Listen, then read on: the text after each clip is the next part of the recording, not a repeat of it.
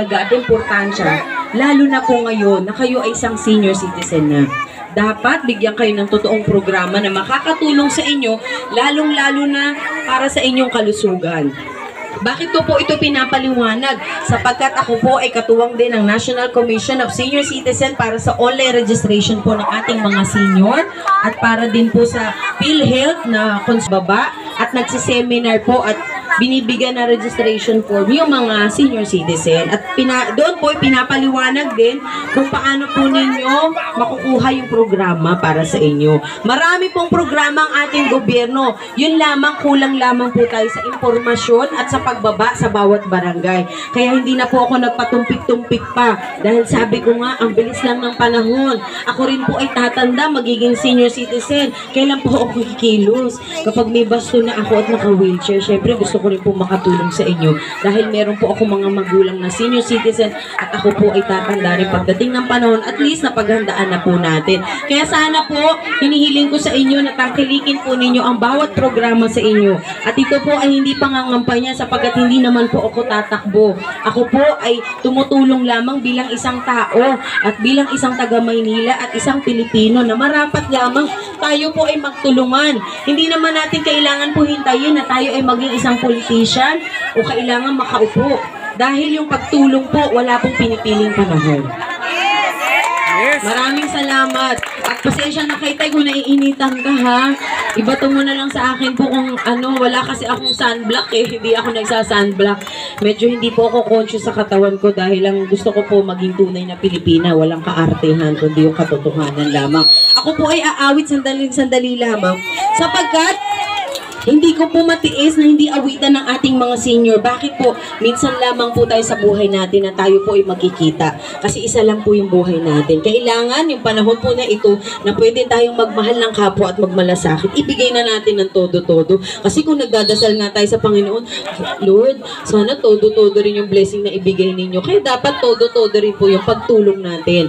Para sa ating mga senior citizen, mga kabataan, dapat lagi kayong magbigay ng respeto at pasasalamat sa kanila dahil kung hindi dahil sa ating mga senior citizen, wala pong maratamundong na nasa inyong harapan. Yes! Kaya ito pong aawitin ko ay isang awitin lamang ng pagpapasalamat ng anak sa kanyang magulang at pagmamahal ng anak para sa kanyang anak.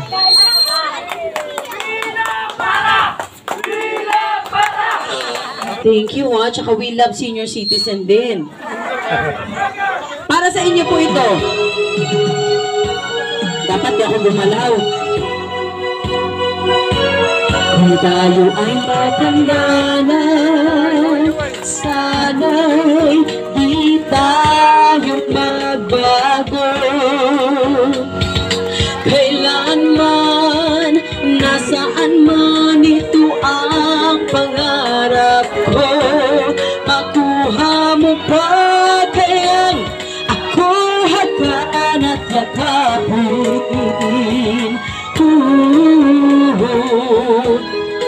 Hanggang sa pagtanda natin, nagtatanong lang sa inyo, ako ba kaya'y ibigan nyo? Kung maputi na ang buhok mo. Apir, tay. Apir. Ayan. Pagdating ng araw, ang iyong buhok ay puputi na rin.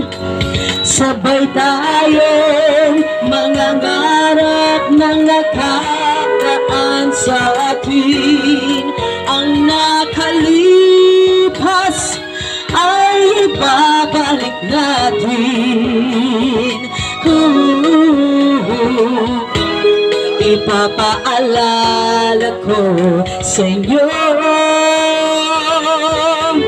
ang aking pangako na ang pag-ibig ko laging sa inyo. Kahit maputi na ang buhok ko. Ang mga kabataan, palakpakan naman natin yung ating mga lolo at lola, ating mga magulang. Thank you! kamay! Upang maraming kamay ang makita. Ang nakalipas ay ibabalik natin.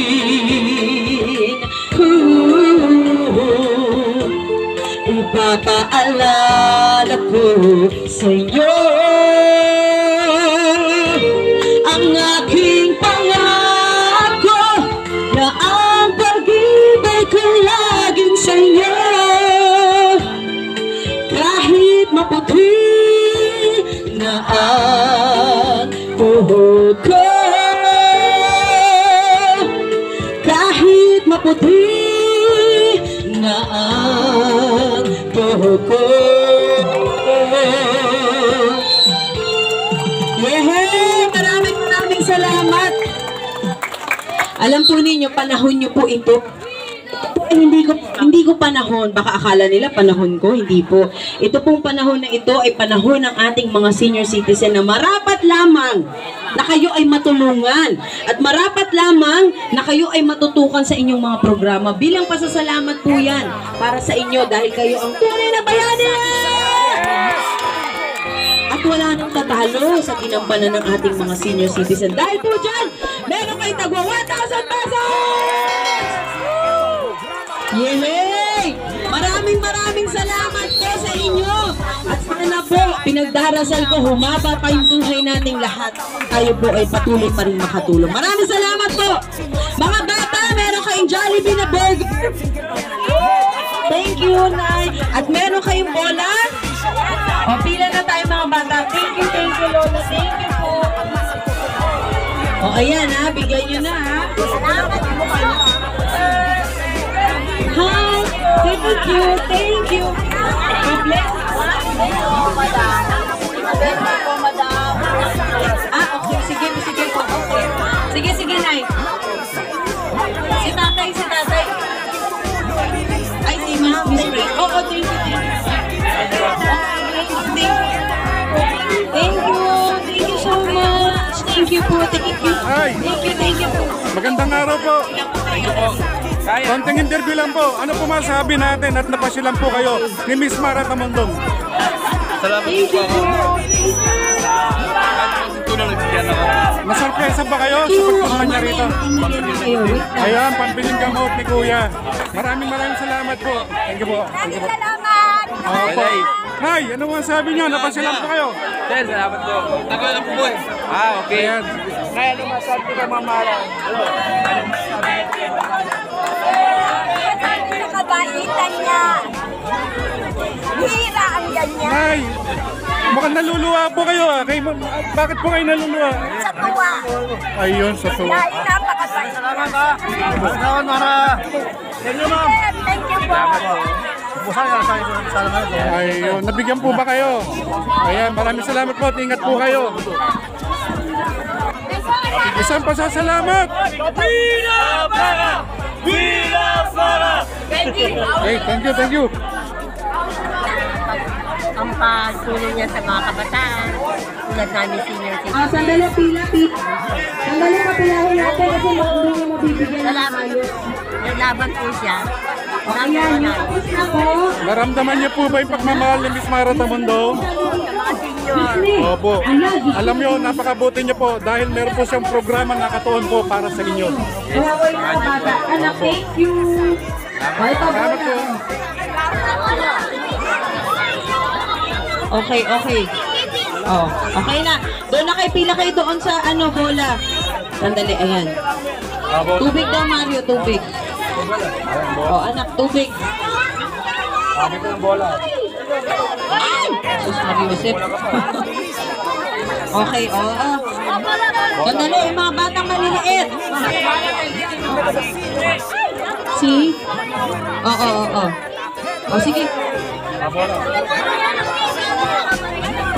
Sandali, O, doon na kayo para mabigyan kayo ng bola. Oh.